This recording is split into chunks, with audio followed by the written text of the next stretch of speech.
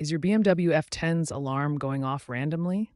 It's a common issue often linked to three main culprits. The hood switch is a magnetic sensor under the hood that can trigger false alarms if it's corroded or misaligned. The interior sensor detects movement inside the cabin and might be overly sensitive to vibrations or temperature changes.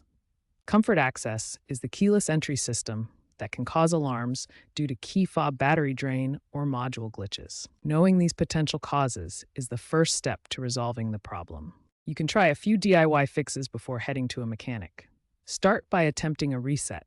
Enter the car, insert the key, or use comfort access and hold the unlock button for about 10 seconds. This can sometimes clear temporary glitches. Next, inspect the hood switch for any signs of corrosion or damage. If you have access to an OBD2 scanner, you can use it to recalibrate the sensors via the car's ECU.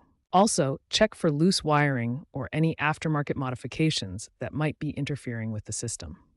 Remember, consistent false alarms might indicate a deeper issue requiring professional diagnosis.